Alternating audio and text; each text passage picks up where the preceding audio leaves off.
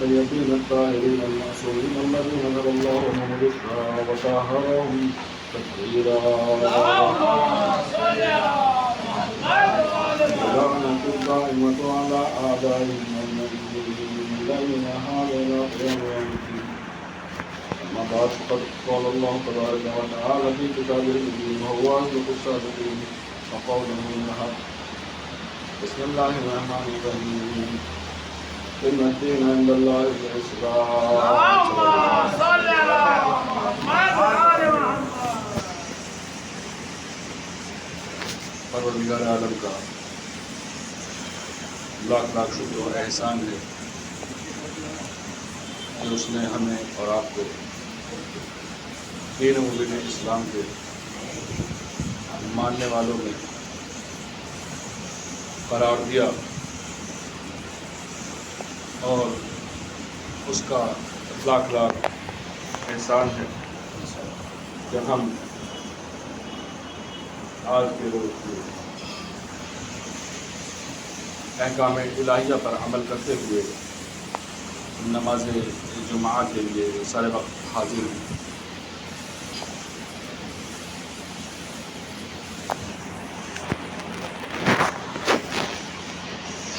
عموماً دیکھنے میں آتا ہے کہ ماہ مبارک رمضان کے بعد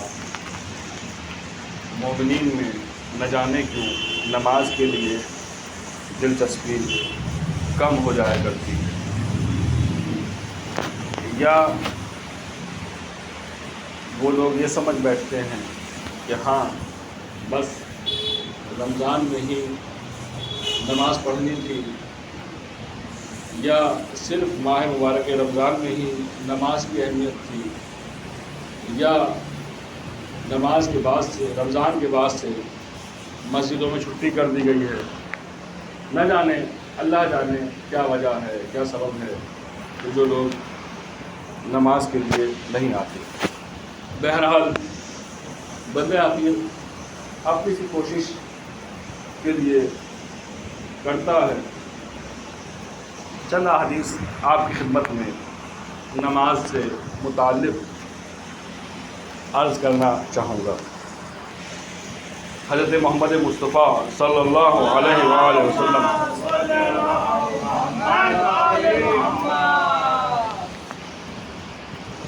ارشاد فرماتے ہیں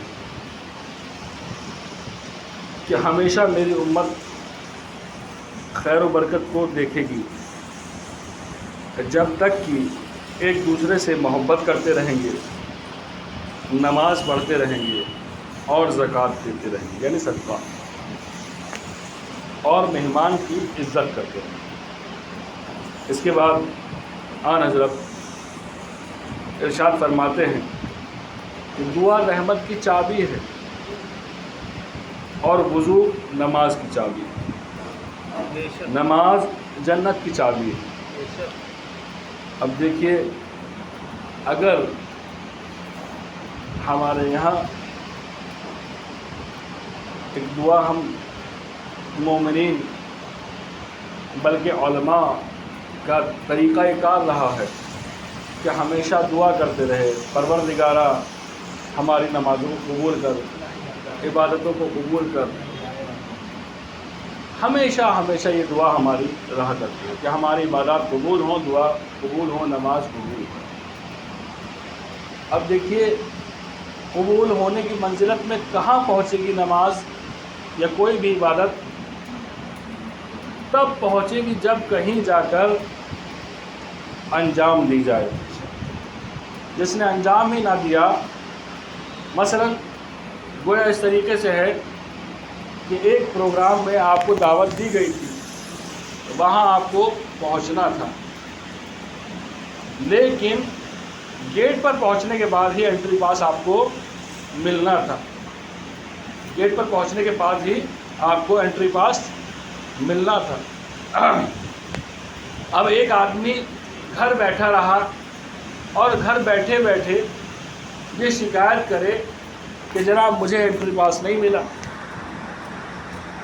مجھے انٹری پاس نہیں ملا، تو ہر آدمی کہتا دیکھیے کتنا بے وقوف آدمی ہے یا یہ بیوقوف ہے یا پھر دوسروں کو بیوقوف سمجھ رہا ہے، یا تو خود بیوقوف ہے یا پھر دوسروں کو بیوقوف سمجھ رہا ہے۔ اس دو حالت سے زیادہ کچھ بھی نہیں ہے، کیونکہ جب وہاں دروازے میں پہنچتا تو شرط یہ تھی کہ وہاں پر انٹری پاس ملنا تھا۔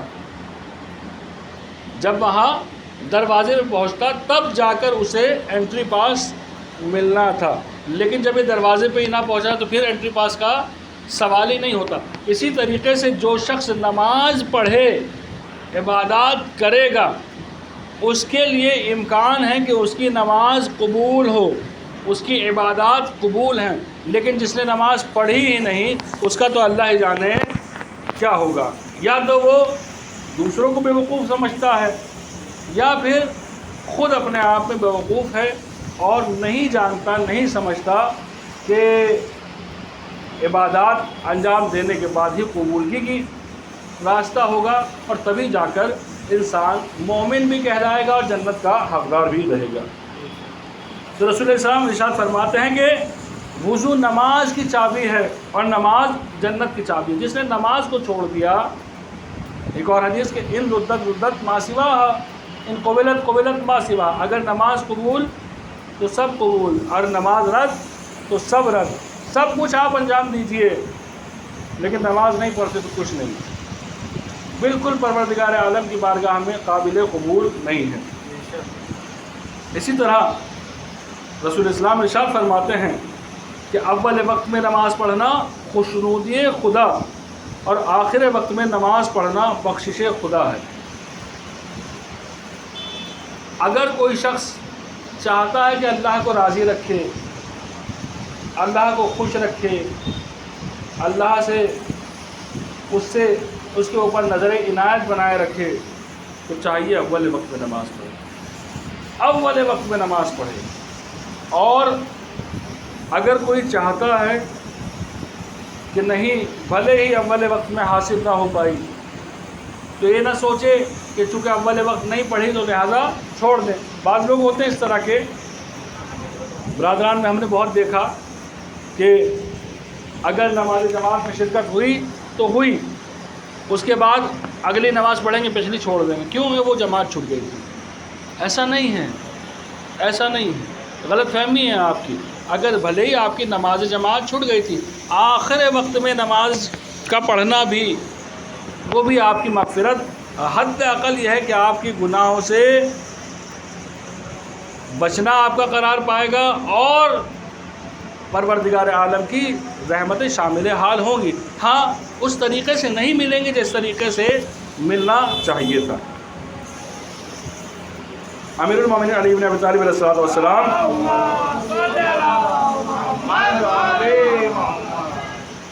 فرماتے ہیں کہ اگر نماز پڑھنے والا جان لے، نماز پڑھنے والا اگر جان لے کہ حالت سجدہ میں نماز پڑھتے وقت اس کے اوپر کتنی رحمت برس رہی ہے، تو ہرگز سجدے سے سر نہ اٹھائے گا۔ اگر نماز پڑھنے والا جان لے، نہیں جانتا، غور و فکر تک نہیں کرتا۔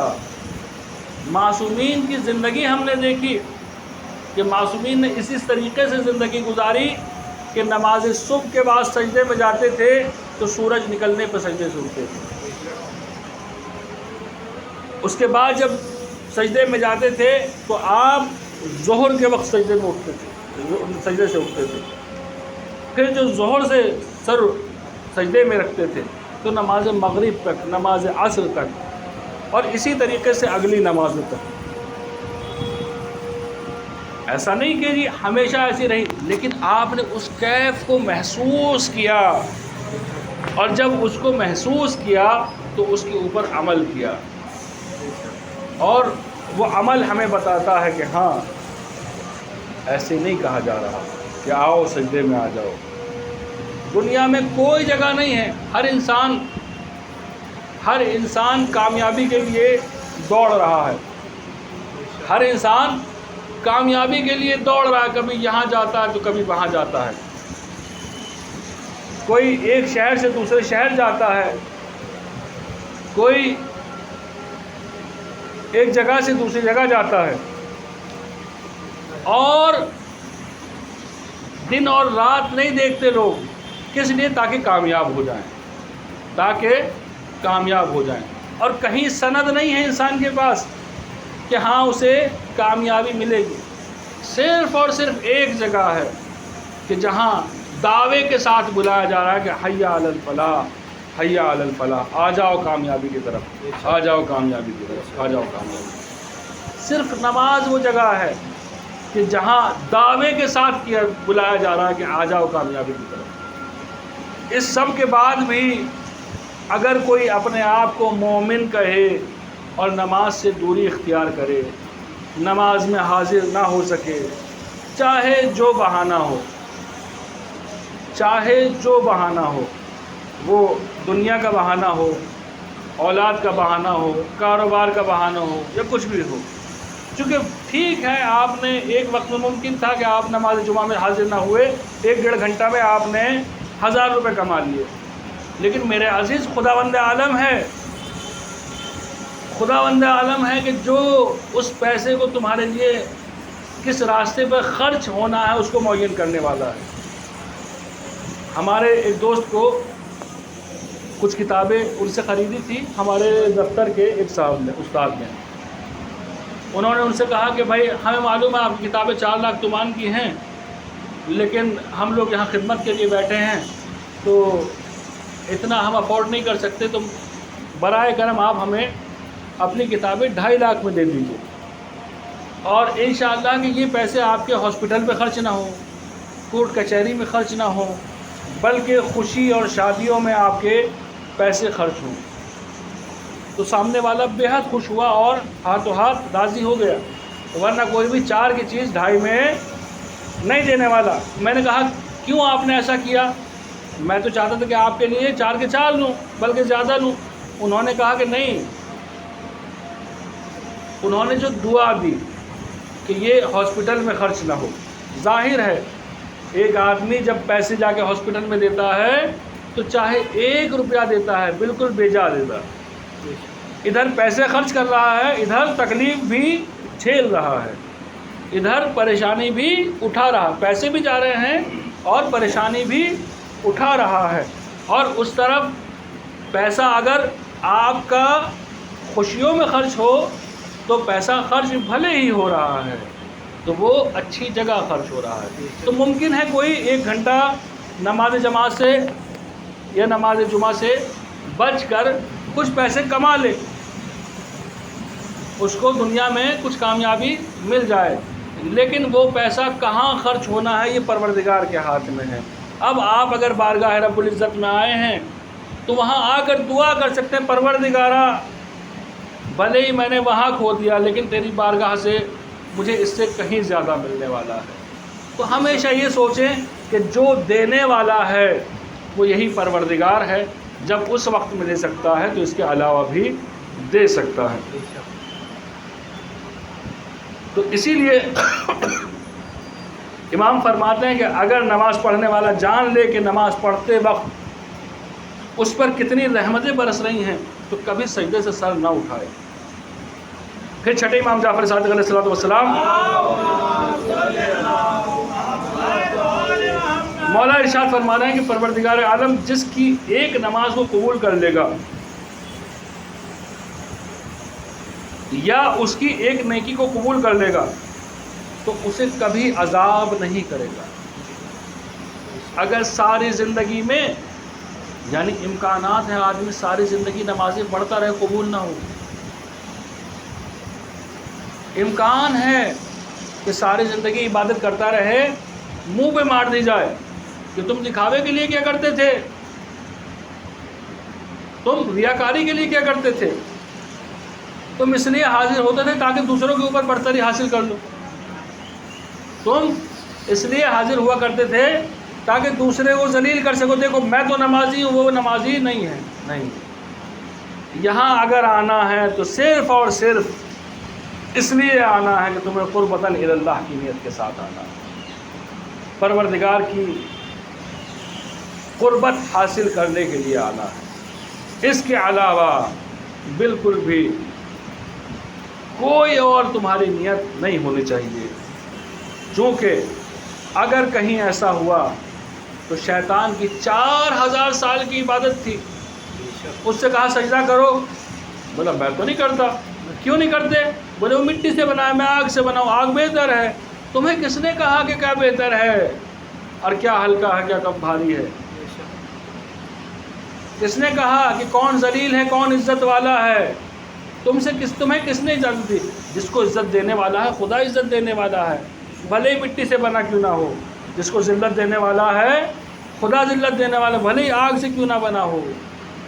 کوئی چیز فضیلت نہیں رکھتی، صرف اور صرف وہ چیز فضیلت رکھتی ہے کہ جو بارگاہ رب العزت میں فضیلت والی ہو، جسے پروردگار پسند کرے۔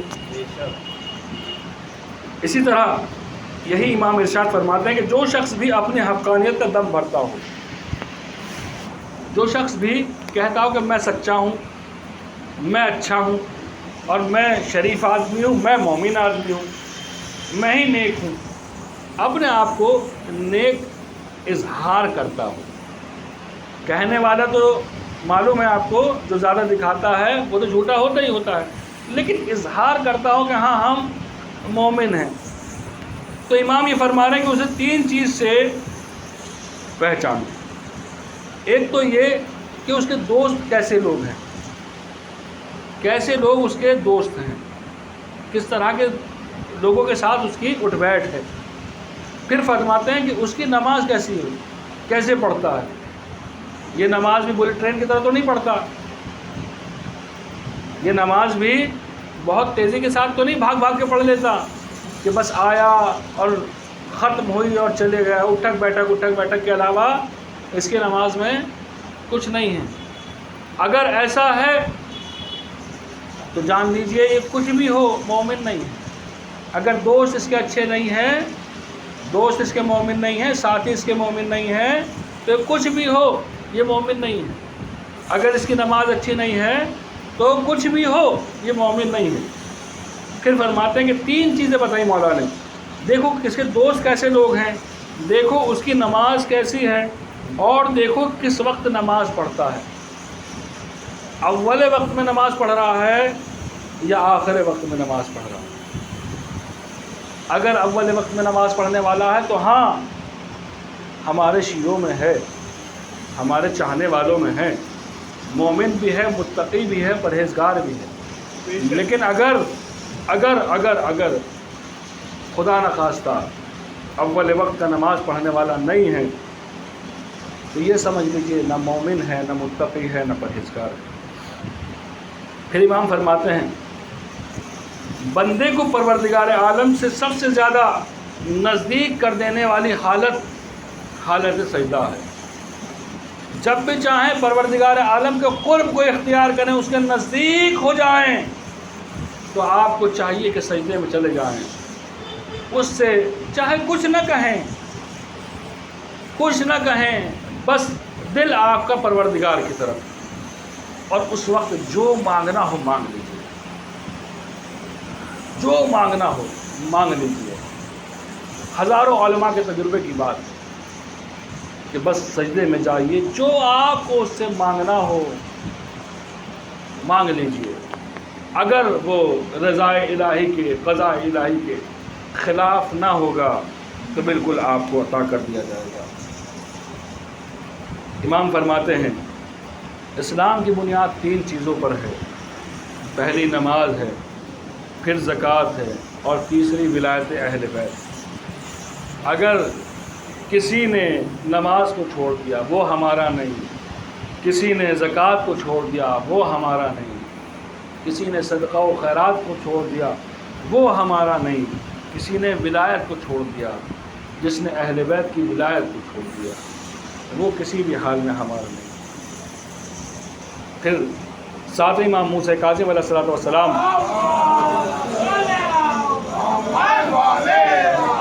ارشاد فرماتے کہ معرفت خدا کے بعد افضل ترین چیز جو بندے کو خدا کے قریب کرتی ہے وہ نماز ہے۔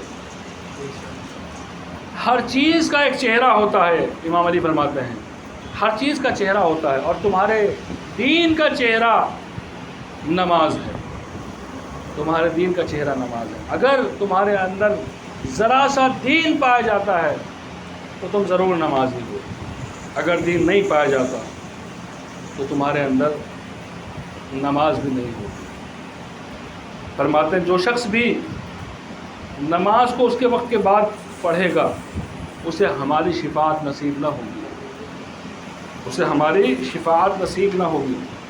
جو شخص بھی 2 رکعت نماز اس حال میں پڑھے کہ جانتا ہو سمجھتا ہو کیا کیا کہہ رہا ہے، جب کہہ رہا ہے سمع اللہ لمن حمدہ تو سمجھتا ہو اس کا مطلب کیا ہے، سبحان ربی الاعلیٰ و بحمدہ جب کہہ رہا ہو تو جانتا ہو کیا مطلب ہے، کیا مقصد ہے، اور معرفت نماز رکھتا ہو۔ اگر کوئی شخص اس طریقے سے 2 رکعت نماز کو ختم کرے تو اس کے اور خدا کے درمیان کوئی گناہ باقی نہیں رہ جاتا۔ بسم اللہ الرحمن الرحیم، انا اعطینک الکوثر فصلی لربک وانحر ان شانئک هو الابتر۔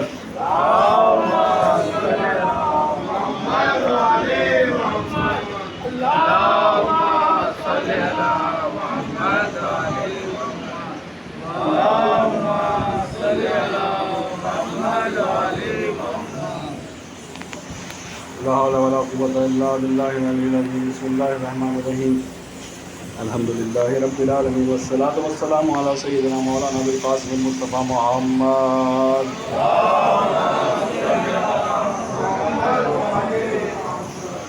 أما بعد فقد قال الله تبارك وتعالى في كتابه المبين وهو أصدق الصادقين وقوله الحق إن الدين عند الله الإسلام۔ صلى الله عليه وسلم۔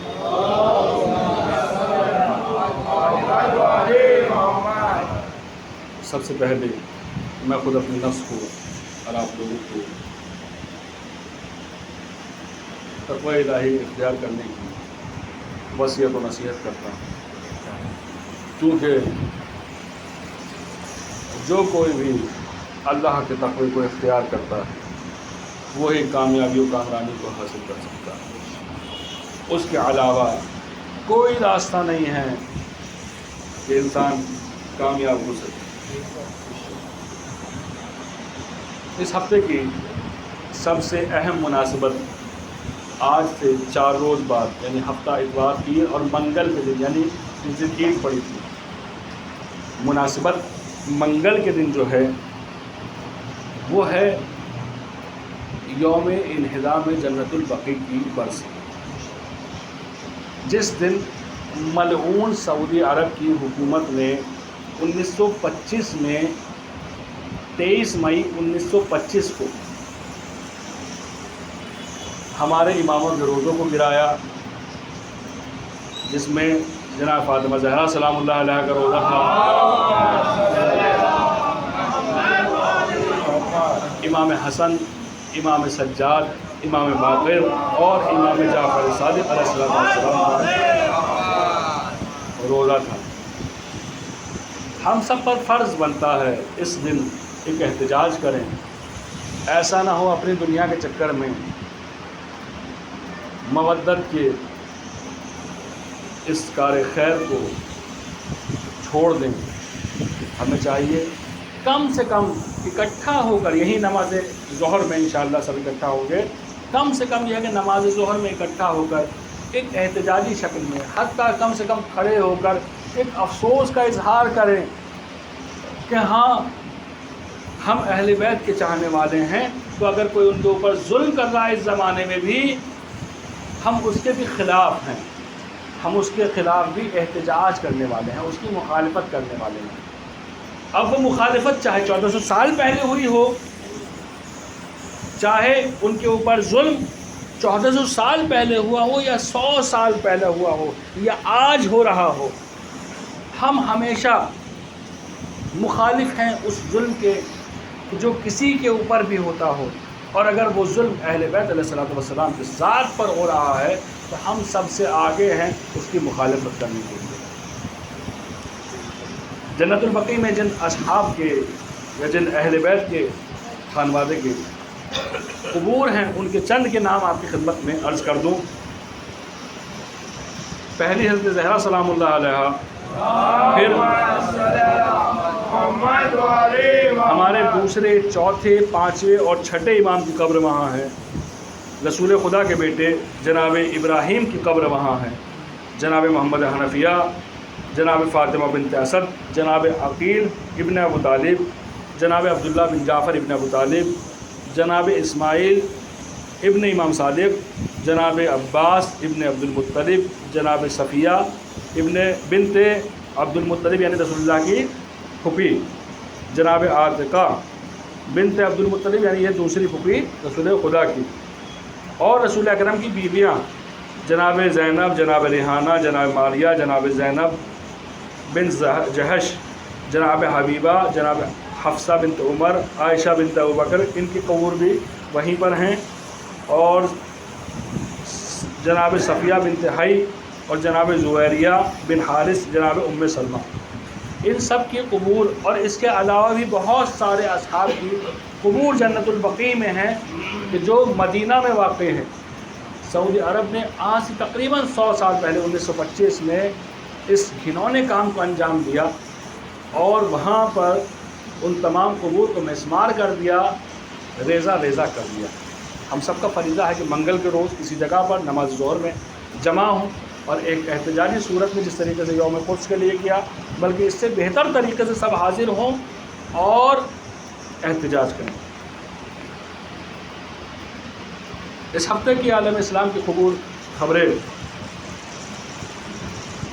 امریکہ نے سعودی کو تنہا چھوڑ دیا، ابھی انہوں نے یوکرین کو چھوڑا تھا، ابھی خبریں یہ آ رہی ہیں کہ امریکہ نے سعودی کو بھی چھوڑ دیا۔ الحمدللہ ظالمین خود ایک دوسرے کا شکار کر بیٹھے گی۔ ادھر رہبر انقلاب کا حماس یعنی فلسطین کی راجدھانی نے شکریہ ادا کیا کہ ہم شکر گزار ہیں کہ آپ ہماری اتنی زیادہ ہمارے بھی قدر و منزلت کرتے ہیں۔ ادھر فلسطینی تنظیم جہاد اور حماس نے اپنی تازہ بیانات میں مسجد اقصیٰ کے جو اسرائیل کے ابھی نئے ظلم اور جو جھگڑے ہوئے ہیں ان سب کے کہا کہ ہم مسجد اقصیٰ کو یا بیت المقدس کو کبھی نہیں چھوڑیں گے، ہمیشہ اس کے لیے خیمہ زن رہیں گے، ہمیشہ اس کے لیے کارزن رہیں گے۔ ادھر جو امریکہ اور سعودی اپنی فوجی طاقت کے اوپر کوشش کرنے والا ہے اور بہت زیادہ گھمنڈ کرنے والا ہے، یہاں بتایا کہ یمنی فورسز نے سعودی عرب کے چینی کے بنے ہوئے ایک چینی ساخت ڈرون CH-4 کو صوبہ حجہ میں گرا دیا۔ یہ تم کتنی ہی زیادہ اچھی طاقتیں کیوں نہ لے آؤ، لیکن جہاں خدا ہے وہاں تمہارا کوئی ڈرون کام کرنے والا نہیں ہے۔ افغانستان میں حزب وحدت کے سربراہ محمد کریم خلیلی نے عید الفطر کی مناسبت سے کہا کہ افغانستان میں ہزارہ شیعوں کی نسل کشی کی جا رہی ہے اور اس کا کوئی خاص مقصد ہے۔ پروردگارا تو ہی ہمارا بچانے والا ہے اور تو ہی ہماری مدد کرنے والا ہے۔ بارگاہ رب العزت نے دست بدعا ہوں معبود ہمارے ملک کی، ایران عراق سوریہ کی تمام جگہوں کی تمام مظلومین کی مدد فرما، معبود گناہ کبیرہ و صغیرہ کو معاف فرما، مشکلات کو آسان فرما، پریشانیوں کو دور فرما۔ پروردگار درود و سلام بے حضرت محمد مصطفیٰ صلی اللہ علیہ وآلہ وسلم پر۔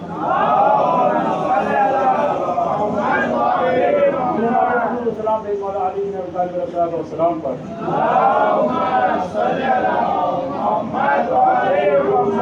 فاطمہ زہرا سلام اللہ علیہا پر۔ سلام بے حسن مجتبیٰ علیہ السلام پر۔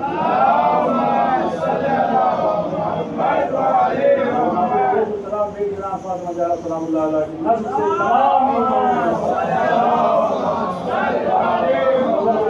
درود و سلام بے آخری حجت آخری مہدی امام زمان علیہ السلام پر۔